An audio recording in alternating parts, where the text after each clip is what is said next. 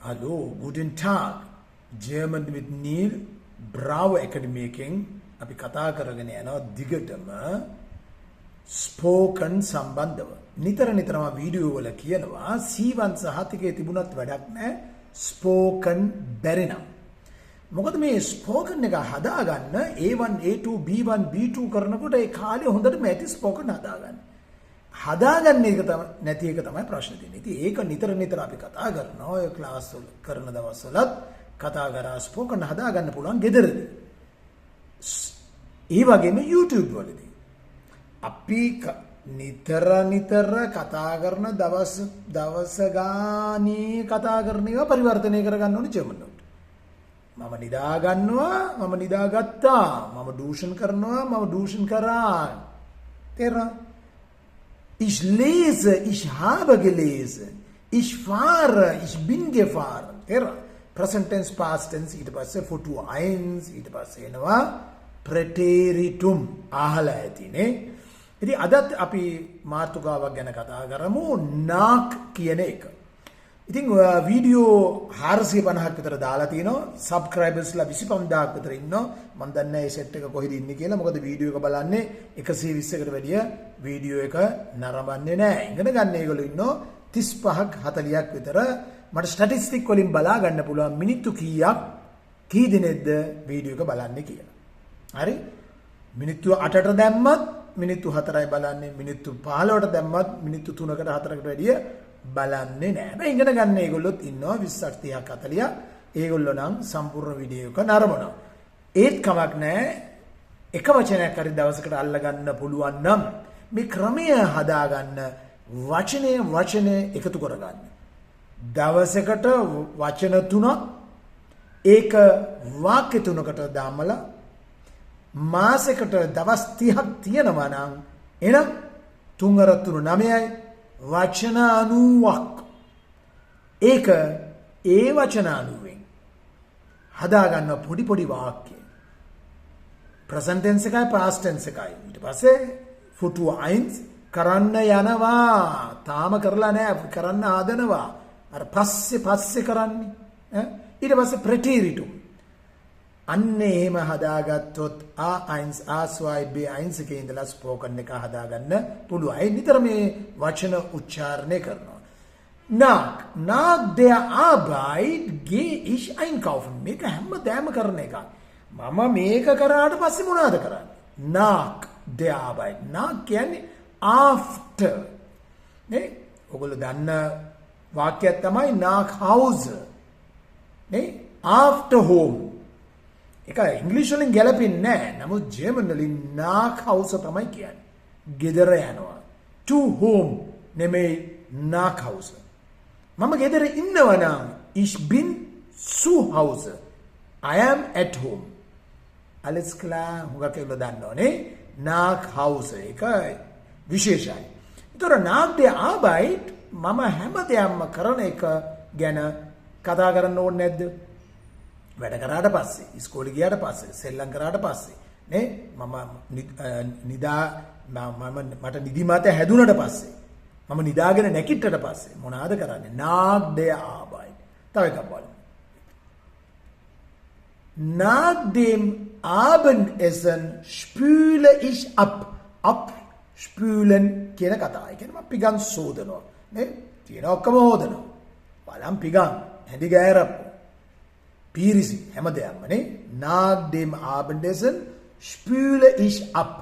Abspülen කියන එකෙන් එන්නේ. spülen කියන්නේ අර washing machine එකට දාලා වතුර පුරවලා සබන් දාලා ඒ වගේ නේ.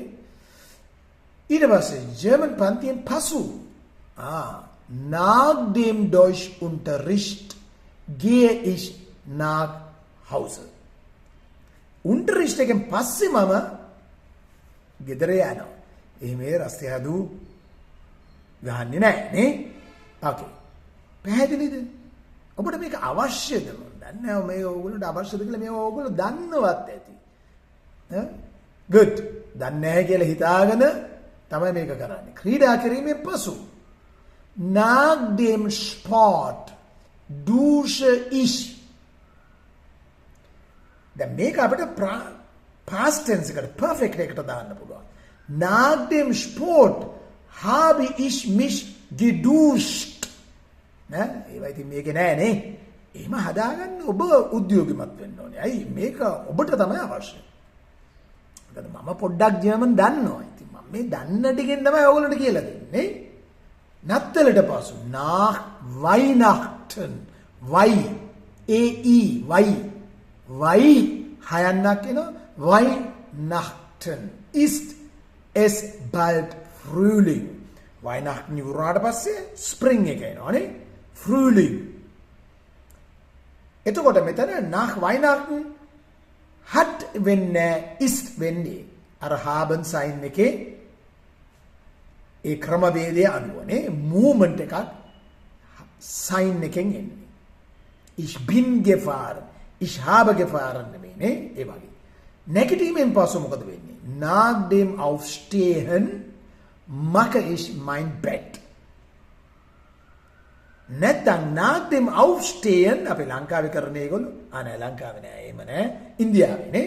nach dem Aufstehen මම නැගිටිට පස්සේ lasse ich mein Bett machen. ඒ මොකද? අම්මට කියනවා නංගිට කියනවා අක්කට කියනවා ඒ ඉන්න නැන්දට ආච්චිට මම නැගිටට පස්සේ මගේ ඇඳ හරි ගස්සන්න. එහෙම කොහොමද කියන්නේ? nach dem Aufstehen lasse mein Bett machen. මම ඇඳ හරි ගස්සන්න දෙනවා. සකසනවා. alles klar. පැහැදිලිද? ඉතින් මේක මෙහෙමම නෙමෙයි. පොඩ්ඩක් variation කරන්න. මේක වෙනස් කරන්න. පණනක් ගන්න. මේක කොහොමද කියන්නේ? මේක කොහොමද කියන්නේ? මේක කොහොමද කියන්නේ? ඉතින් බැරිම තත්ත්වයක් ආවොත් කමෙන්ට් එකක් දීලා අහන්න. හරිම ලේසි නේ? පාසලෙන් පසු nach der Schule gehe ich zum Fußball. නැත්නම් nach der Schule gehe ich Fußball spielen. එහෙම කියන්න පුළුවන්. පැහැදිලිද? alles klar. ඒ වගේම තමයි ඔබ මේක උච්චාරණය කරනකොට loud. ඒ කියන්නේ loudly. ශබ්ද නගලා උච්චාරණය කරන්න. එතකොට තමයි pronunciation එක හදා ගන්න පුළුවන්. nach der Schule gehe ich zum Fußball. alles klar. ඉගෙනීමෙන් පසු මොනවද වෙන්නේ? nach dem Lernen. ස්ටුඩියරන් නෙමෙයි. lernen කියන්නේ ස්ටඩි කරන්න ඉස්සෙල්ලා ඒගොල්ලන්ට කියනවා ich lerne. යුනිවර්සිටි එකට ගියාට පස්සේ ich studiere. nach dem Studieren bin ich sehr müde. නැත්නම් nach dem Lernen bin ich sehr müde. පැහැදිලිද? අලුත් දෙයක් ඉගෙන ගත්තද? අපිට මේක වැදගත්ද කියලාවත් මට තේරෙන්නේ නැහැ. මොකද ඔයගොල්ලෝ කමෙන්ට් කරන්නේ නැහැ නේ. ලයික් එකක් කෙසේ වෙතත් කමෙන්ට් කරන්නේ මම දන්නේ ඇයි කියලා. nach dem Lernen ich lerne Deutsch. nach dem Lernen bin ich sehr müde. ඇද්ද? මේක කරලා නතර කරමු නේ. දැන් එපා වෙලා ඇති මේ ඔක්කොම දන්නවනේ නේ. nach der Hochzeit. මොකද්ද Hochzeit කියන්නේ? නේ? අර සමහර ඒගොල්ලෝ කියන්නේ නිදහස ඉවරයි කියලා. සමහර ඒගොල්ලෝ කියන බෙල්ල වැලලා ගත්ත කියලා නේ. එහෙම කියනවනේ.